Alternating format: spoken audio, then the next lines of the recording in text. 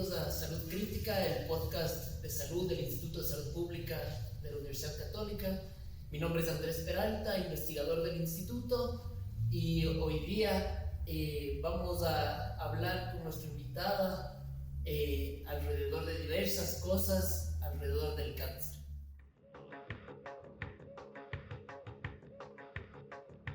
Saludos a todos, soy Jimena Pozo, yo soy médica de familia que trabajo exclusivamente en cuidados paliativos y mi relación con el cáncer es justamente en eso, los cuidados paliativos desde el inicio de la enfermedad oncológica, el final de la vida y el duelo.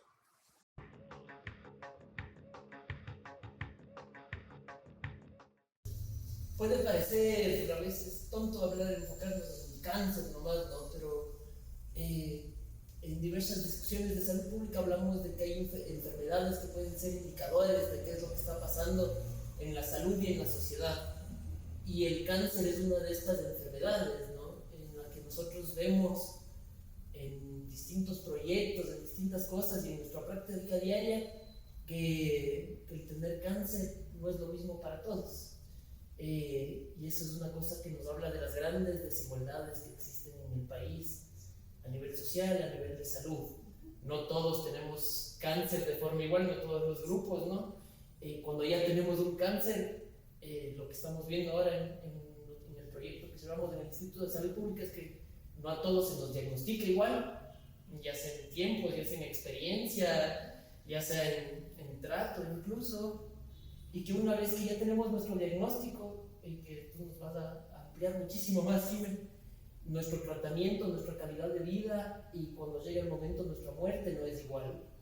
Entonces por eso es importante hablar del cáncer, ¿no? Porque no solo porque, bueno, es este indicador, es la segunda causa de muerte en el país. Cuando unimos todos los cánceres es muy importante, tanto en hombres como en mujeres. Es una enfermedad que cada vez aparece más, su incidencia cada vez es más alta y en la que no hemos logrado mejorar importantemente, a pesar de que se ha habido progresos, ni la mortalidad ni la calidad de vida de nuestros pacientes. Entonces creo que por todas estas razones es muy importante hablar del cáncer. Además de eso, yo pienso que desde el punto de vista de mi trabajo de cuidados paliativos, lo más triste que yo veo es que cada vez llegamos más tarde, con personas en estadio 3 o 4 que realmente van directamente a cuidados paliativos. Entonces sí deberíamos tomar esa atención, ¿no? De llegar antes, de encontrarles antes a los pacientes para que realmente tengan una opción terapéutica.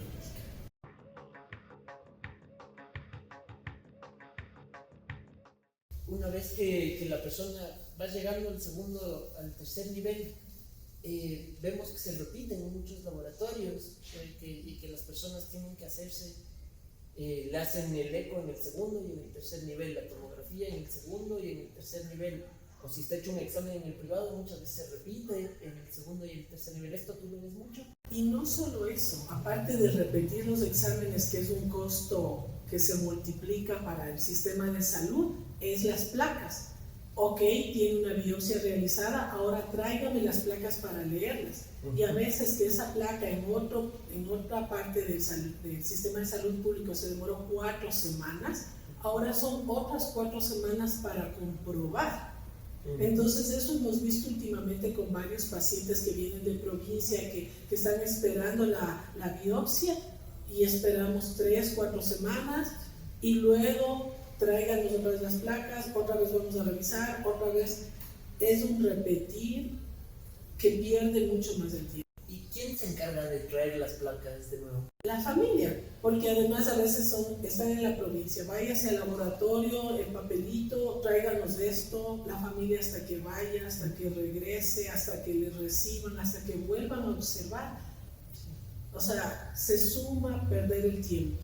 Y esto, para que se imaginen la gente que no sepa, usualmente cuando se toma una biopsia en el laboratorio de patología se le hace un proceso, ¿no? En el que se tiene que limpiar, se tiene que seleccionar la mejor parte de la muestra, se tiene que hacer un proceso en el que esta muestra se procesa, se conserva en parafina muchas veces, se deja en una placa en vidrio y esto es lo que se ve en el microscopio para hacer los diagnósticos, aparte de muchas otras pruebas moleculares.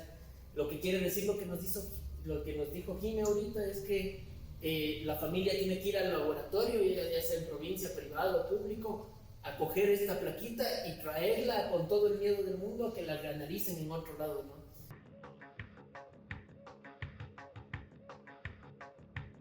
Nos parecía súper importante hablar de patología, pareciera que es uno de los puntos críticos y donde tenemos más deficiencias ahora mismo.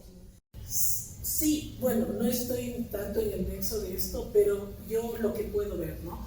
Es repetir y luego los costos de los exámenes. Si empiezan con inmunohistoquímicas y otros, son unos precios que las familias no los pueden cubrir, ¿ya? Y lo mismo, entonces si no se puede cubrir por la familia, empiezan a hacer el trámite de trabajo social para pedir a la red complementaria, y entonces sí, desafortunadamente eso multiplica mucho más los tiempos. Lo que significa muchas veces con la placa yo puedo saber el tipo de cáncer, pero no en la especificidad de qué es lo que necesita ese tipo de cáncer para ser tratado, o qué es lo que se necesita, porque no todos los tipos de cáncer de mama son iguales, no todos los tipos, incluso ya cuando vamos a un tipo específico de cáncer, muchas veces expresa unos tipos de genes o expresa otros tipos de genes, y según esto va a responder a un tratamiento u otro. Y aquí es también de lo que nos dice Jimena y de lo que hemos visto en los estudios, donde también se pueden generar muchas desigualdades, ¿no? O sea, de a qué tratamiento yo puedo acceder y a qué diagnóstico puedo acceder, porque no es lo mismo que te digan que tienes el cáncer tipo tal, a que te digan tienes el cáncer tipo tal, que expresa tal, por lo tanto es susceptible a ser tratado con tal medicación. Y esto es importante también saber a la hora del diagnóstico. Justamente, ¿no? Y se vuelve una cadena que a veces es súper compleja continuar, y eso va ligado tal vez a otros tratamientos que incluso pueden ser más costosos, peor todavía.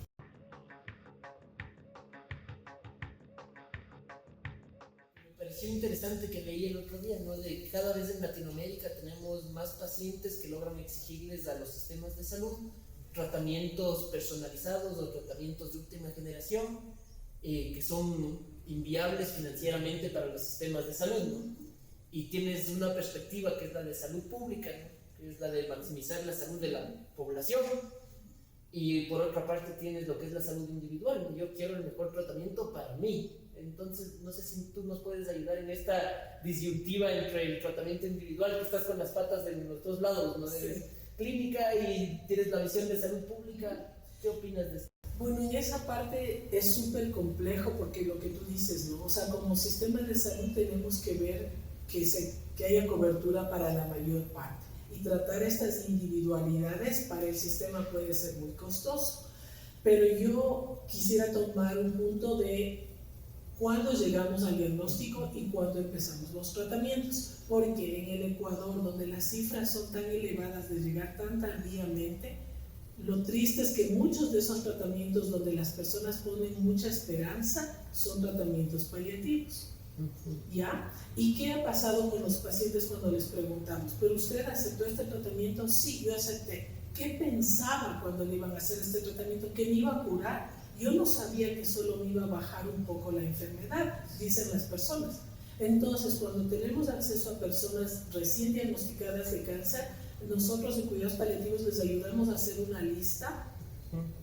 Pregúntenle a su doctor en qué estadio está la enfermedad, su tratamiento va a ser curativo o paliativo, qué me van a hacer, cirugía, quimioterapia, radioterapia, hormonoterapia, qué me van a hacer exactamente, que le expliquen. Bueno, los oncólogos, ¿por qué les mandas con esa lista? Por supuesto. Pero cuando las personas se enteran que muchas quimioterapias o tratamientos oncológicos son paliativos, abandonan. Entonces, eso para mí es un punto terrible, porque las personas llegan con muchas esperanzas.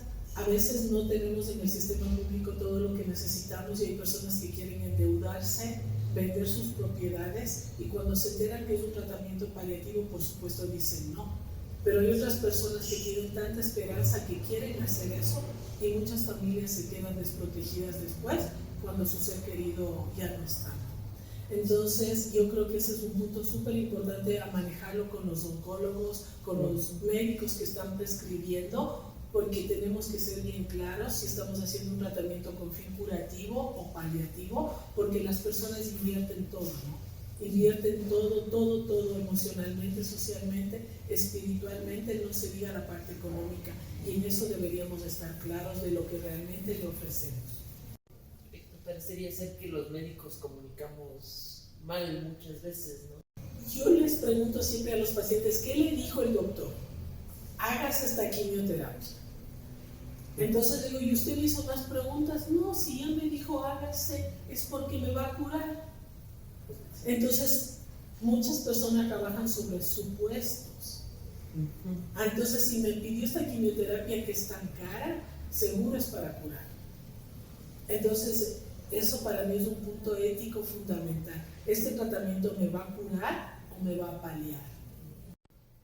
Y una cosa que vemos bastante nosotros en las entrevistas a pacientes, no sé si tú lo ves mucho, es que tendemos como sociedad, ya no solo somos los médicos, es las familias, a infantilizar mucho a los pacientes con cáncer, ¿no? O sea, ya les dejamos de comunicar las cosas, ellos dejan de tener el poder de decisión sobre mucha parte de su vida diaria, incluidos sus tratamientos. ¿Tú ves esto también? Sí, el paternalismo desde los profesionales de salud, y no se diga la protección que quiere hacer a la familia, eso está todos los días y en todo, en las decisiones, en lo que está pasando, en lo que quieren o no quieren hacer, en los tratamientos. Entonces es súper complejo. Tenemos pacientes que ya vienen a cuidados paliativos y dicen, no, yo no sé qué tengo. Lógicamente que cuando les preguntamos y les repreguntamos, sí, yo tenía una bola, yo tenía un tumor, yo tenía una masa, y llegamos, ¿no? Y llegamos a que sí estuvo informado, pero muchas personas realmente no, ya sea porque la familia le protegió, porque los profesionales le protegen, porque también tenemos colegas diciendo mejor no le digamos para que no sufra. Entonces la familia de ley también dice lo mismo, ¿no?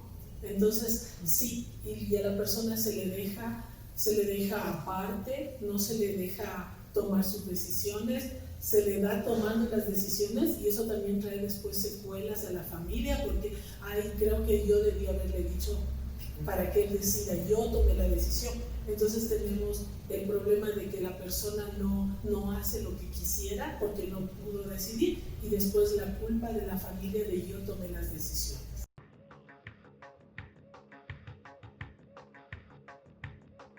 En este punto lo teníamos para un poco más tarde, pero le encaja muy bien.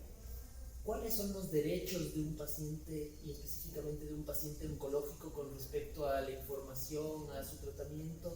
¿Nos puedes hacer un resumen así pequeño? Bueno, de ley el derecho es a saber todo lo que le está pasando definitivamente, y la obligación de los profesionales de salud es darle la información completa de la forma que la persona lo pueda asimilar, de la forma más fácil y más comprensible y con la mayor delicadeza, ¿no? Esa es nuestra obligación y ese es el derecho, pero no lo vemos. No lo vemos aquí, quizás para ir a las entrevistas que tenemos en el proyecto Cuiticáncer ya. Tenemos pacientes, uno que reciben la información, pero la reciben de una manera que es hiriente, ¿no? Por ejemplo, usted tiene metástasis. ¿Qué significa eso? Que ya está en el último estadio. ¿Qué significa eso? ¿O qué significa un estadio 4? Estadio 4, hay 4, 1, 2, 3, 4, usted está en el último. Es una manera de entregar la información muchas veces que no nos gustaría nosotros, para nosotros ni para nuestras familias. Y por otra parte tenemos eso, ¿no? Pacientes que no saben qué es lo que tienen, ¿no? Y que muchas veces dicen, yo no sé lo que tengo, pero pregúntele a mi hija, por ejemplo. Ella sabe qué tengo. Otros pacientes que no les informaron su diagnóstico, o les informaron su diagnóstico, pero no les informaron su tratamiento. Y esto es algo que es muy serio, ¿no? Imagínense ustedes pasar por una cirugía y que al levantarse ustedes sientan que no se les explicó que les iban a hacer esa cirugía.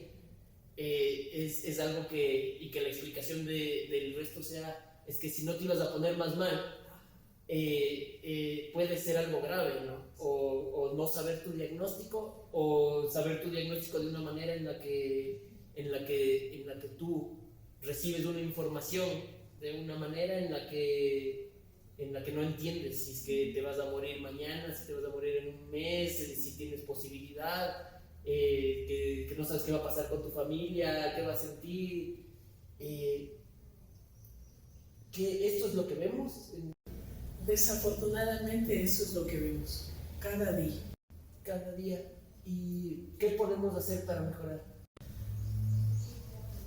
Creo que todos, bueno, en otros países todos los médicos oncólogos reciben cuidados paliativos como parte de su formación, y yo creo que eso ayudaría mucho, ¿no? Para que sepan comunicarse de una mejor manera con los pacientes y cumplir esa obligación nuestra, ¿no? De dar una información de la forma más apropiada y cumplir con el derecho que tienen los pacientes, ¿no?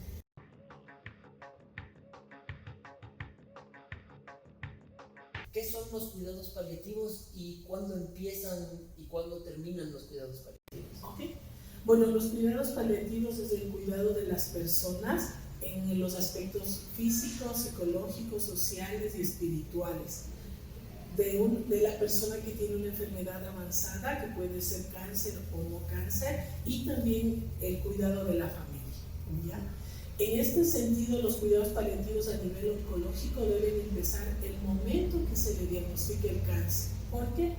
Muchas veces cuando nosotros tenemos cáncer, lógicamente queremos empezar inmediatamente con el tratamiento, hay que hacer quimioterapia, radioterapia, cirugía, lo que proponga el especialista, pero el especialista está centrado en eso. Voy a hacer el mejor tratamiento con el fin de curarle, disminuir la enfermedad, lo que sea, pero es triste. Él no le va a preguntar, ¿y cómo te sientes de tener cáncer? ¿Qué piensas de tener cáncer? ¿Qué piensas que te va a pasar? ¿Qué significa para ti el cáncer? ¿No?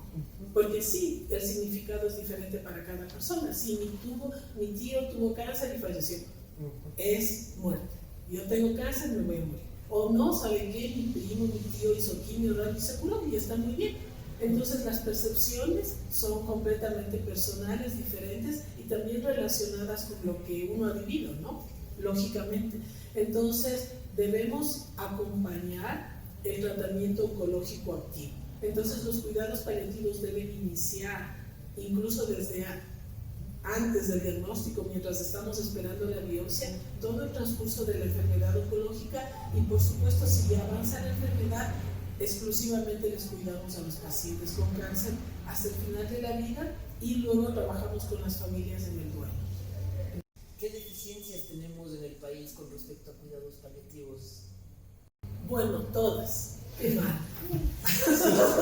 Sí, bueno, a mí me duele porque soy médico de cuidados paliativos ya 20 años, más también, pero tenemos deficiencias de formación. El número de personas que hacemos cuidados paliativos es pequeño, no hay una cobertura. A nivel privado existe un poco más, pero nuestro trabajo es desarrollarlo a nivel público, que es donde está la mayor parte de la población. Entonces, a nivel público tenemos en pocos hospitales y no tenemos el equipo completo, y algunos tenemos solo el médico. Bueno, casi siempre tenemos un médico, pero en algunos tenemos como una enfermera, en algunos como un psicólogo. Son pocas las áreas donde tenemos el médico, la enfermera, el psicólogo, el trabajador social, que es el equipo básico de cuidados paliativos, ¿no? Tenemos deficiencia entonces en el número de profesionales, en los medicamentos, que es triste. No tenemos todas las presentaciones de opioides, que es el dolor es el síntoma principal. Entonces, esa deficiencia en acceso y disponibilidad de medicamentos.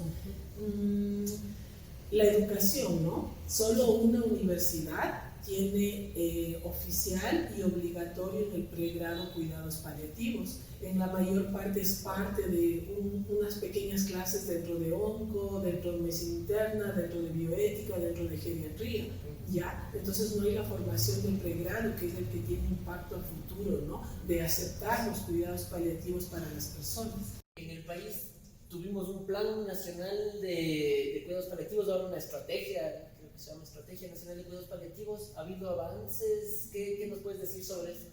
Bueno, empezamos con un plan nacional de cuidados paliativos y tuvimos algunos resultados. Yo diría que se cumplió un 30% del plan así a grosso modo. Ahora tenemos una política nacional de cuidados paliativos que empezó desde el año pasado, y el objetivo es eso, ¿no? O sea, los profesionales, la capacitación, los medicamentos, la difusión, ¿no? Porque también las personas no conocen que existen los cuidados paliativos, entonces no los solicitan, no los quieren recibir, es que si no me van a curar, ¿para qué hacerme ese tratamiento? Entonces hay que trabajar en todos los frentes, ¿no? Creo que tenemos apertura por periodos de las autoridades. Hay autoridades que nos apoyen más en el desarrollo. Creo que justamente en el área donde está cuidados paliativos ahora en el ministerio, la persona que lidera sí está apoyando el último año. Es increíble, o sea, es increíble porque, queremos hacer cuidados paliativos y hay un curso básico en OPS, el director nacional de discapacidades hizo el curso, va a los cursos, va a los talleres, y me encanta porque él ahora es el vocero de los cuidados paliativos y habla por aquí, habla por allá, conecta con universidades. Entonces este último año yo podría decir súper positivo, porque si no nos apoyan las autoridades no podemos hacerlo. Es importantísimo tener gestores, tomadores de decisiones que entiendan de qué hablamos, la importancia de lo que hablamos. Sí. Y si bien no se puede resolver muchas cosas desde el sistema, desde el Ministerio de Salud Pública, muchas cosas sí se pueden impactar en los pacientes, ¿no? Sí. Sí. En la gente. Y yo creo que también lo bueno y positivo es que cada vez hay más personas jóvenes, médicos jóvenes, inclinados hacia los cuidados paliativos desde apenas han acabado su medicina general y ya quieren optar por un posgrado, por una especialización en cuidados paliativos, y eso no veíamos antes, ¿no? Entonces sí, creo que estamos en otra época. Desde tu visión como médica de cuidados paliativos, médica familiar, ¿qué es la salud? La salud es el bienestar. El bienestar. ¿Y qué es la muerte? La muerte es el final físico. Es el final físico. Porque, bueno, soy creyente y pienso que hay una vida más allá. Entonces, la muerte es el final del cuerpo humano. Así como hay un buen vivir, hay un buen morir. Debe existir un buen morir. Y eso hacen los cuidados paliativos. Lo que queremos es que las personas tengan dignidad en el final de la vida. En tu ideal, ¿cómo debería ser el proceso de tratamiento de cuidados paliativos de una persona con cáncer avanzado?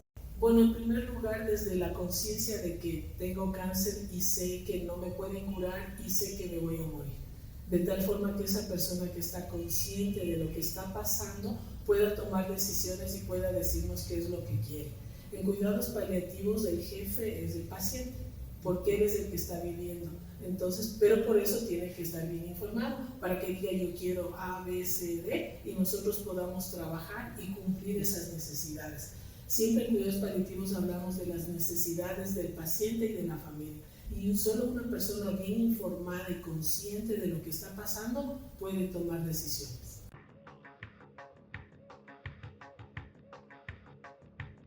Si no me equivoco, es una foto de Colombia que ganó un premio en el concurso de la Asociación Latinoamericana de Cuidados Paliativos, si no me equivoco, ¿sí? Y bueno, a mí me encanta, ¿no? Porque nuestros pacientes jóvenes de cuidados paliativos están así, guapísimos, arreglados, bien, buscan estar muy bien. Entonces yo veo como cualquiera de mis pacientes jóvenes. Bueno, es triste, ¿no? Es triste tener que saber que sin dinero no podemos ir más allá. Es triste tener que hacer luchas por derechos. Quizás añadir que cuando se dice que el cáncer es una enfermedad catastrófica, es porque en verdad prácticamente nadie puede financiarse todo un proceso de diagnóstico, tratamiento, cuidados paliativos de cáncer.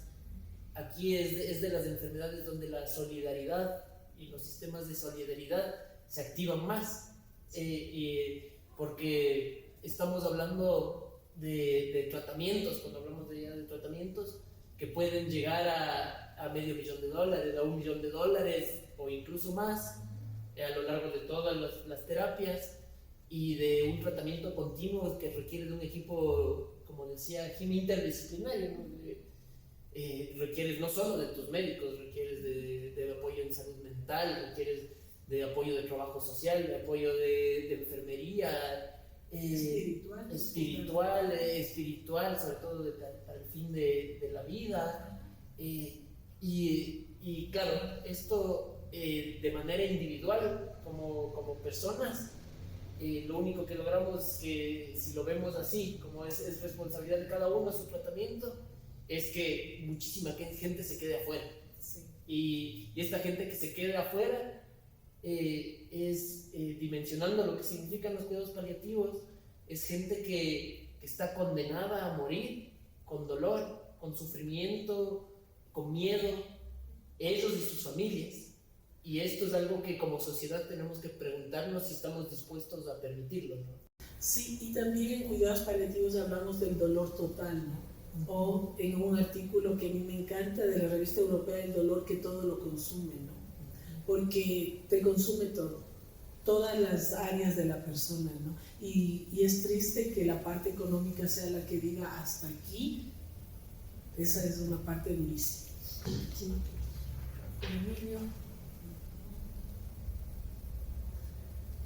Bueno, ¿qué puedo decir? Es como una ofrenda, o no sé exactamente, que toda esa abundancia, ¿no? Esa abundancia que necesitamos en todos los momentos, ¿no? Sobre todo cuando la enfermedad avanza, esa alegría, ese color, esa abundancia que queremos acceder. Y para mí es la alegría de la vida, ¿no? Que debe estar siempre presente. Exacto, lindísimo, Jimmy.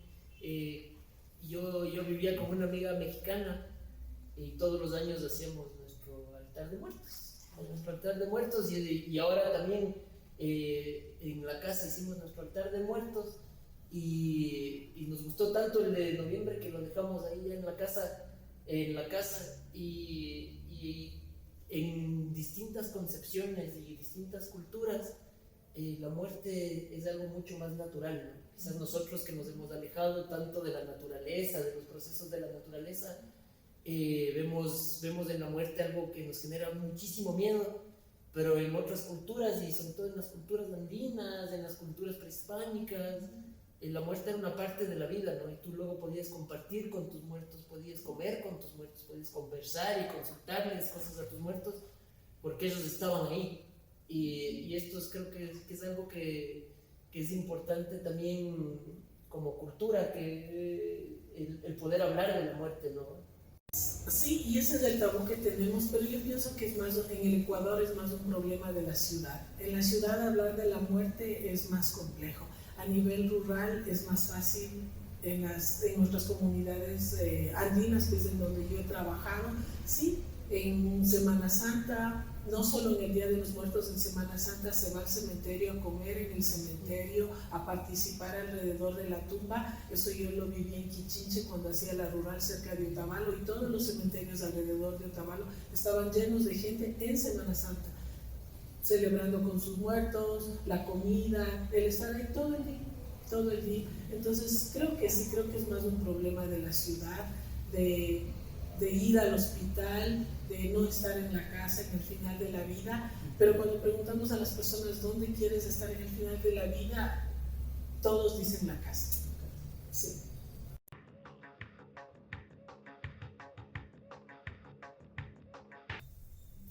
Eso también es algo del sistema capitalista, ¿no? Todo es rápido, todo eres bueno mientras produces, cuando ya no produces ya no sirves muchas veces, y es algo que también nos refleja a través de esta enfermedad que hemos analizado el día de hoy, que es lo que está pasando, ¿no? En nuestra sociedad. Hemos visto con Jimena ahora mismo que el cáncer es una enfermedad catastrófica, que es un problema de salud pública tremendamente importante, no siempre tan atendido por las autoridades como nos gustaría, ni por la sociedad en su conjunto, en el que hay profundas desigualdades en todos los estadios, ¿no? En el diagnóstico, en el tratamiento, bueno, si nos vamos un poco antes, en la epidemiología misma de los cánceres, según el tipo de cáncer hay profundas desigualdades de quién tiene más y quién tiene menos cáncer, y en la calidad de vida, ¿no? En el bienestar que nos refería Jimena, como que es la salud, el bienestar. En este bienestar también vemos que muchas veces y de forma triste no es lo mismo para todos, y muchas personas aún pasan sus últimos días con un bienestar que no es el óptimo, ¿no? Y con dolor en muchos niveles de ellos y de sus familias, pero también vemos que hay ciertas esperanzas, ¿no? Que podemos hacer cosas al respecto, que no todo es inmutable, que desde ciertos espacios de decisión se puede impactar en la vida de las personas, en que los procesos diagnósticos mejoren, en que los tratamientos estén más asequibles, en que los cuidados paliativos sean accesibles para todos, en que cambie esta visión sobre lo curativo frente a lo que nos produce bienestar. Bueno, sí, es importante que todos pensemos en el final de la vida, que nos preparemos, que tomemos decisiones anticipadas, ¿no? Porque es triste que la familia tenga que tomar esas decisiones, y solo lo podemos hacer si nos preparamos, si vivimos, como tú decías hace un momento, como la muerte parte de la vida. Y es así, o sea, las personas tienen más miedo a la forma que a la muerte misma, y la forma sí puede cambiar si intervenimos lo más pronto posible.